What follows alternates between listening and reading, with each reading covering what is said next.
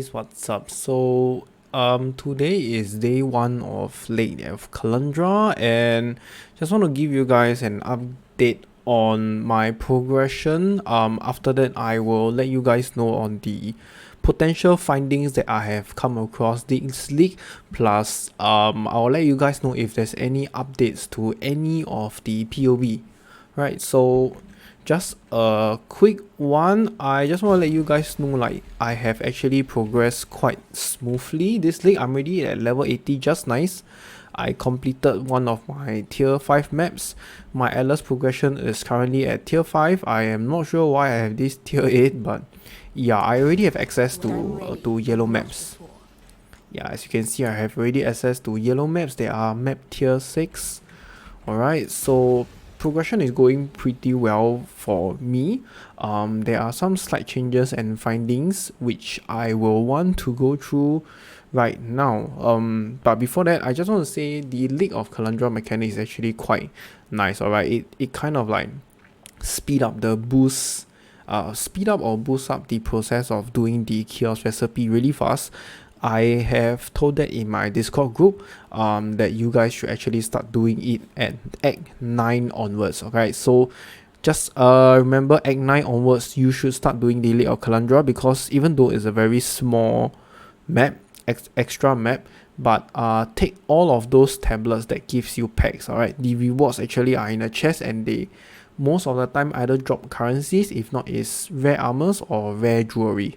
Okay, this is the three things that you want to look out for, and they contribute really a lot to the what is called that, the kiosk recipe.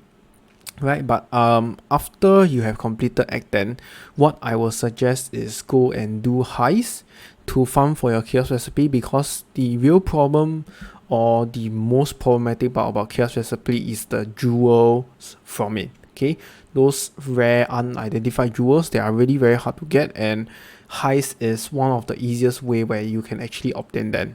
Okay, if you do not have lock picking or whatsoever that gives the heist room for jewelry, just don't take the rooms, just open up all the chests in any one of the contracts, and you should have plenty of rare items. Alright, and I will suggest you to only do this until you get a tabula rasa.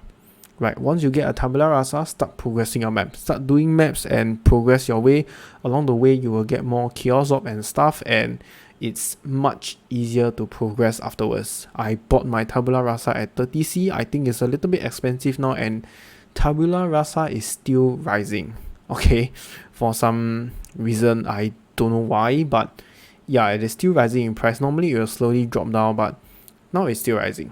Okay, so yep, that is the progress for mine and the updates for mine. A little bit of tips on how to league start after you have complete your maps.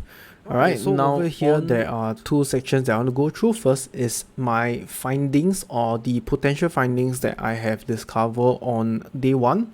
Okay, what I want to say is the changes to harvest. Okay, the changes to harvest, right, is actually very good, but the problem with starting off is if you actually encounter them, monsters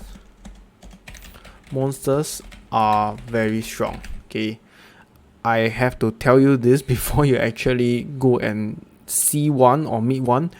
They are really very strong.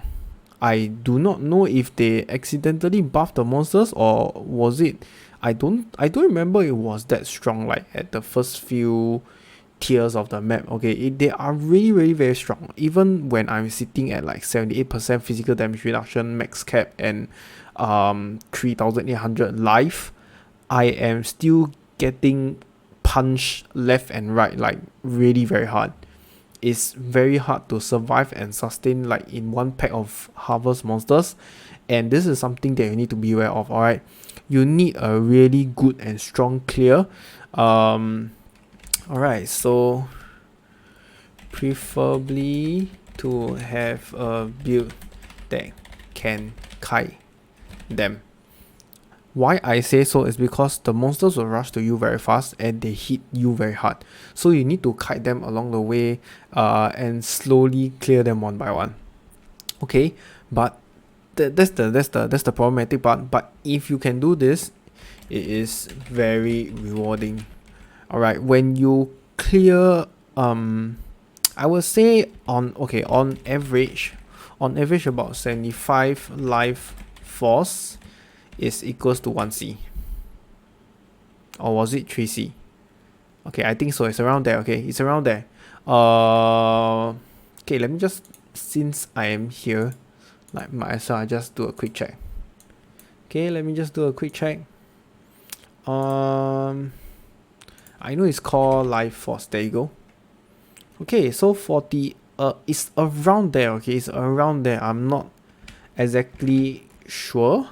Okay, let's just follow Pure Ninja. Okay, I know it's around there. About 45 life force equals to 1C, and in one pack of monsters, right, you can get about 100 life force. Okay, and imagine, right, in one harvest you have 3 to 4 packs of what is that, different harvest plants, right?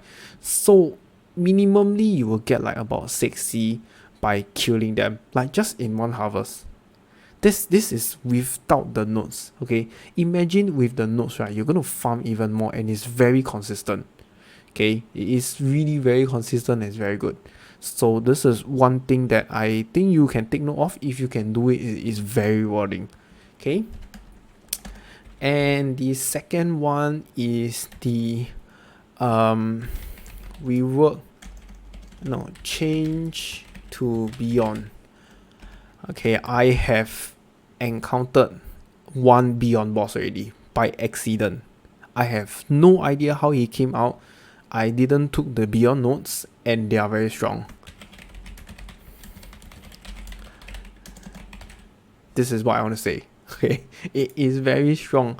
I was struggling with my winter type brand at like tier 2 or tier 3, and they are like nearly impossible to kill. Their life is so thick, it's so much, and what they drop is basically one tainted blacksmith and one tainted orb of jewelry orb or something like that.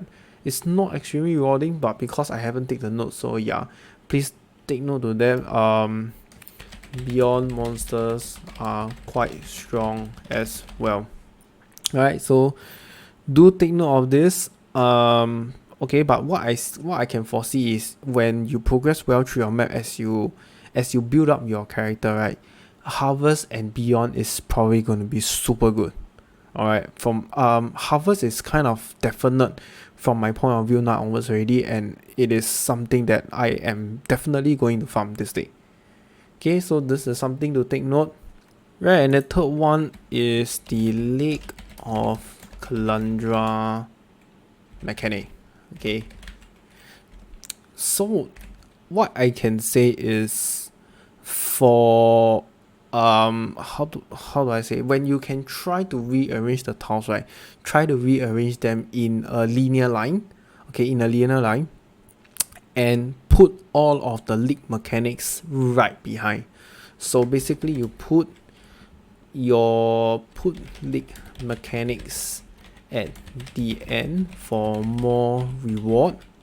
Okay, and put packs of monster at the front, right? Because the higher the difficulty it is, okay, the higher the difficulty, the more loots there will be for that content. Okay, so this is something that you need to take note. I have done a Harbinger in like difficulty 10, or was it 12? I cannot remember. It dropped for me a lot of shards. Okay, it's like really a lot of shards. And then I tried one at difficulty 3 and it dropped very little shards. Yeah, that's a lot of difference. Like probably at difficulty 12 it dropped 3 times more shards. Yeah, that's the amount of shards that it actually give me at so much more higher difficulty. Okay, since you will be doing, like, you'll be trying to do for every single one of them, I will say all the league mechanics put behind. Okay, put behind strongbox, breach, legion, what else, beyond, right? Expedition put behind. Okay, expedition put behind so that you have more reroll currencies, you can sell them. It's really good, right? So this is something that you can take note of. And I do not know how they come about with the options when you encounter the tablet in the map. Okay, so when you encounter the mirror tablet in the map, sometimes there is one option on the right and then sometimes there's two options. Right, I don't know how they come up with the choices. I think it's purely RNG for that. Okay, so do take note of that. And yes, this is basically my findings for day one. Alright, next I want to talk about is the updates for my POB, if there is any. So number one is sorry, I have no time to do the buy list for the bow COC high budget. So for those of you that really wants, I am assuming I'm like seeing this from a standpoint of a casual player, right? I will try to do it by this week. Okay, I will try to do it by this week. How to say? Alright, let me just, can I shift? Yeah, I will try to do it by this week. Okay, I'll try to do it by this week. And then next is BV, low budget. I have been playing this. I have actually transited to it already, and I have been testing stuff around here and there. Okay, so I've been testing stuff around here and there, and I found out that there is actually a better way to play this build. There is an improved way. Okay, so there is an improved version of this. Okay, where you can actually map a lot better, right? I have tested a bit here and there, but I kind of like know how the theory works and I have tested it, but I will need to sort out a few stuff in the POB before I release again. So I will post an updated video for the improved version of the low budget BV, okay, on day 2. Okay, because I still will need a bit of testing here and there, but if you guys want to know what is it that I'm going to improve, right, I can just show you roughly right now.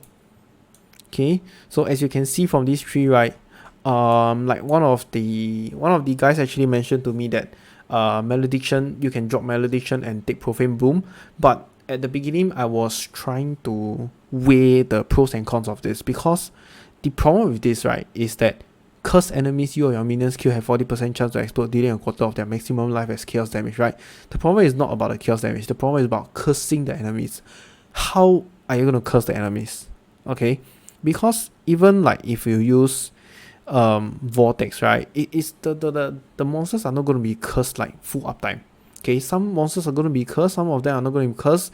There will be a small lack of time frame where the monsters will not be cursed and you cannot kill the whole pack of them. Right, so that is one problem. The second problem is I actually tried to use this with Blasphemy. Okay, with Blasphemy, and I have to drop one aura, 150% aura, and that is very crucial because we are playing cold conversion. Yeah, because we are playing cold conversion, so we don't really have any choice, but hatred is just too strong if you play cold conversion. Okay, I think a lot of you know that. So because we are having two very good lines from hatred instead of one, physical damage added into cold damage, that adds the damage, and also you will have the additional cold damage. That's why hatred is too good to ignore. Secondly is I don't think I can give up determination because we need at least one defense of layer baseline, and I think determination is kind of mandatory now onwards. Like, even if you don't want to run determination, at least you should run grace. Like, even though I've been saying so many times like evasion sucks, but no choice. Okay, it's something that is really no choice right here.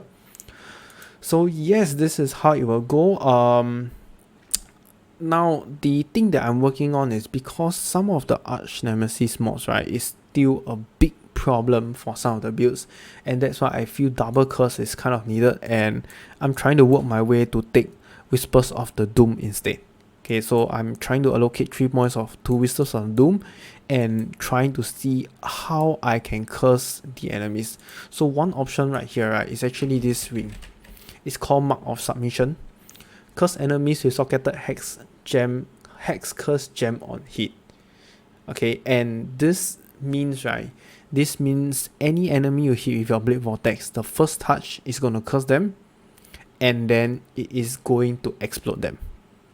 Right, so this is how I think I will work my way towards 2 instead of doing Blasphemy, because if I were to do Blasphemy, I have to give up one of the gems, and I think this is something that is very crucial and I cannot afford to give up. Right, so I'm trying to work towards making a better version of this. I will release it tomorrow after I have done more trials or test run with it. Alright, so yep, please wait until then. Otherwise, I hope all of you guys have a very wonderful day 1 Lake of Kalandra League.